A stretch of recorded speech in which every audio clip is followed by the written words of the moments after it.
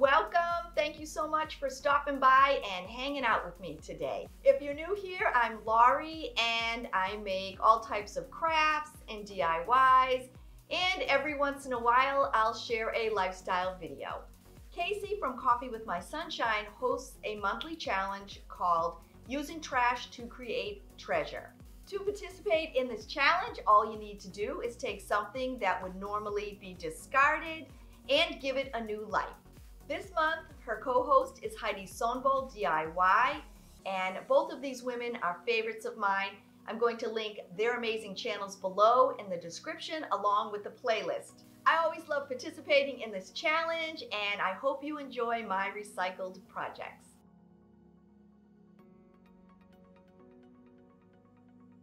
For my first projects, I'm using recycled candle jars. I made sure the jars were clean and wax-free, and then I removed the labels. I used some rubbing alcohol on a cotton ball to make sure the outside of the containers were clean. I had removed any wax residue, but I just wanted to make sure that they were free from anything that could have been left over. I'm turning the two smaller jars into candle holders. This project is so easy to make. All you need is some rubber bands and some spray paint. You can choose whichever rubber band you like. You can use the thick, the wide, the thin, an assortment. I'm using a couple of different styles here. Then all you need to do is just slide them over the jar. Once the band was attached, I made sure that it was lying flat. Once my elastics were attached, I kind of gave them a wavy pattern, but you can keep them straight, pretty much do whatever you like.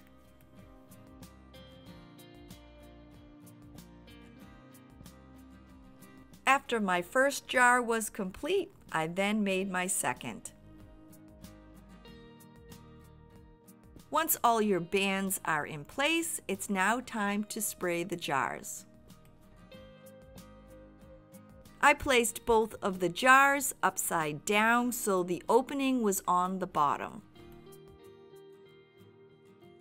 I picked a pretty hydrangea blue spray paint, and then all I did was give both jars a good coat. To finish up, all you need to do is make sure they're completely dry. Then gently remove the rubber bands from the container. As each band is removed, you can begin to see the pretty pattern on your jar. To complete the project, all you need to do is add a candle. Most of you know my husband is a firefighter, so I try to stay away from a live flame. So to finish this project, I'll be adding in 2 LED tea lights. You can always add some sand to the bottom of these jars, but I wanted you to see how pretty they look, so I'm just putting the tea lights in to finish up this project. This is such a great way to recycle some old candle jars, and I absolutely love the way they came out.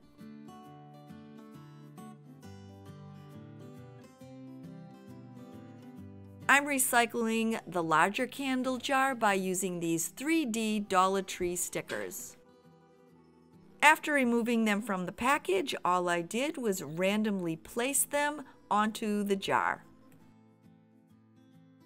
I didn't have any specific pattern. I just placed them here and there and made sure to press them firmly against the glass.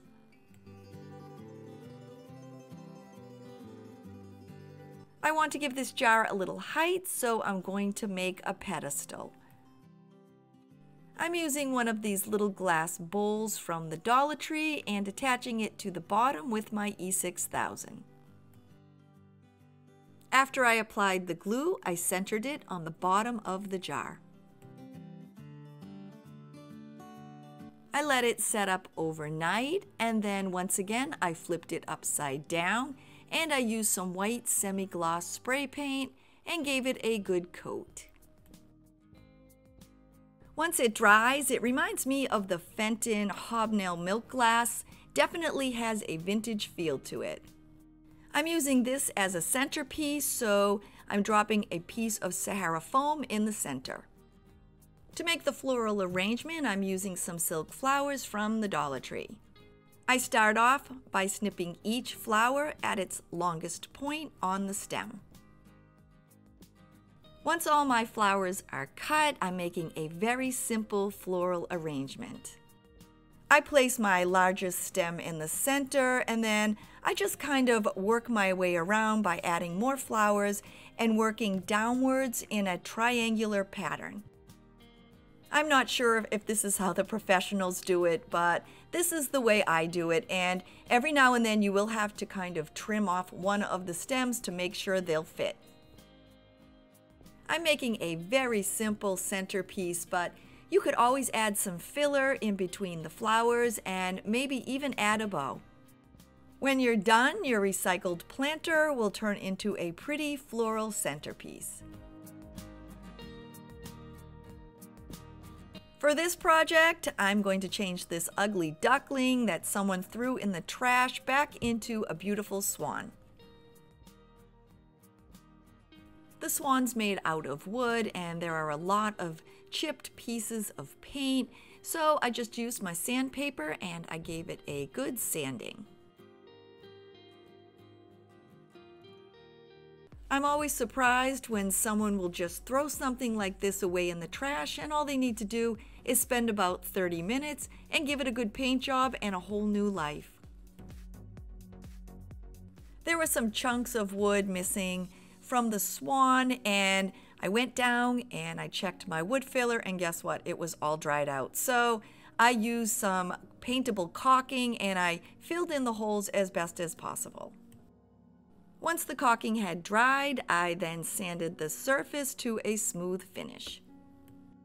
Once all my sanding was complete, I used a slightly damp cloth and wiped them all down to remove any leftover residue. With all the pieces prepped and ready, I'm now giving each one 2 coats of my white acrylic paint.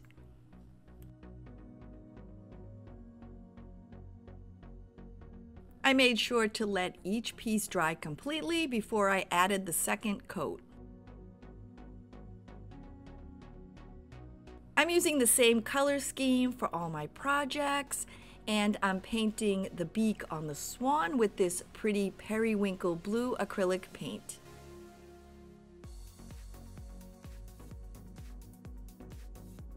With the beak complete, I'm using a thin black Sharpie to outline the eyes.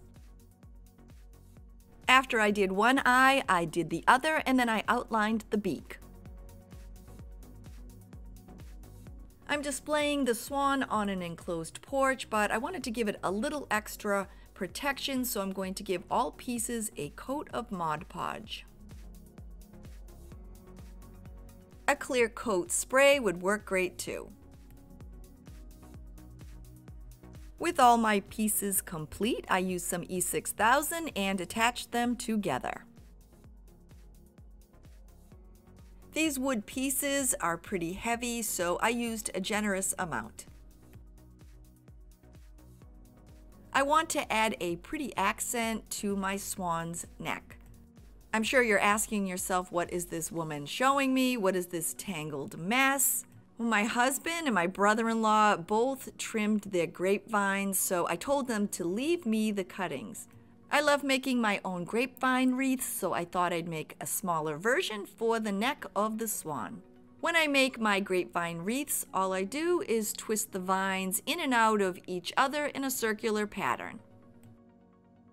They're super easy to make, and the best part is they're free. When I'm done, I then secure it together with some floral wire.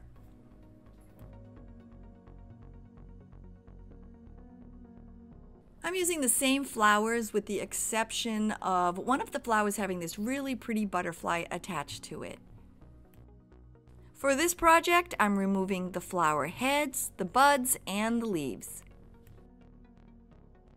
To make the wreath for the swan's neck, it's super easy. All you need to do is start hot gluing the flowers to the grapevine.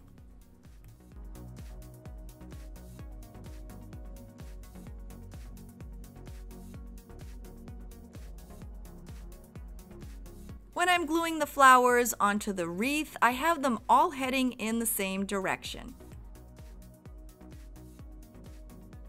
Once all the flowers were attached, I then used my green leaves to fill in any open spaces. To finish this project and change this discarded duckling back into a beautiful swan, I placed the floral grapevine wreath over its head and onto its neck. I'm completing this recycled project by adding this pretty little butterfly to the wreath.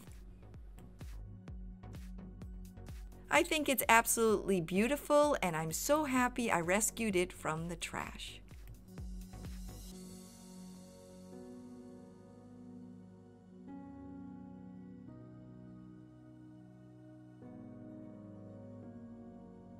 Thanks for hanging out with me. I hope you had fun, and if you think you'd like to come back and hang out with me again, don't forget to click that little red subscribe button below. I'll see you soon. Bye, everybody.